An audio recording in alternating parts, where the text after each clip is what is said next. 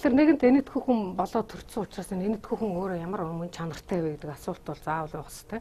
За энэтхүү хүн нэг өрөпи олсон ч тэрийг одоо хоол иддэггүй, кино үздэг. Хятад хүн нэг заос олох юм бол хоол иддэг. Монгол хүн нэг заос олох юм бол гангалах гэж гүйдэг нэг юм онцлог байна.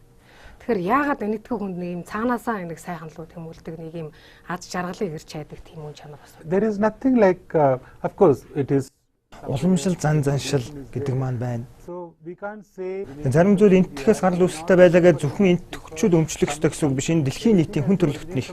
Everybody Бол using цахилгаан хүчийг барууны эрдэмтэд нээсэн бол энийг дэлхийд даяараа л хэрэгжилж болохоос зөвхөн Европт хэрэглэнэ гэсэн үг биш шүү дээ.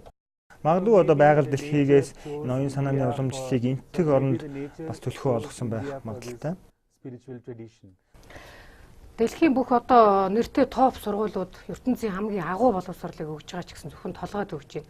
Тэгээ тэр улсуудтай ингээд яг нарийн чамдын юм ярихаар ойлгодгүй хэрнээ дандаа доктор, профессор.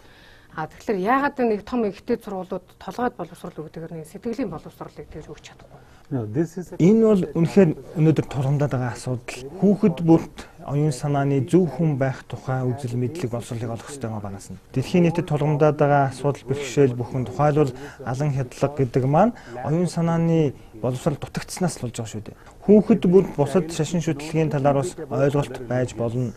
so then the vision will become Өнөөдөр дэлхийн нийтэд үүсэж байгаа хямрал мөргөлдөөн бол миний шашин илүү бусад шашин хэрэггүй гэдгээс үүсэж байна. Манай шашин зөв учраас би ганцаараа деважинд очино гэгээр нь бусад нь бол чадахгүй гэсэн. Энэ дэлхийн нийтэд бидний харж байгаа алан хядлах гэдэг юм энэ бүхний so it's үүсэл very important Тэгэхээр бид шинжлэх ухааны боловсролыг олгохоос гадна оюун санааны боловсролыг олох хэрэгтэй байна. child should have spiritual education. Одоо хүн төрөлхтний 5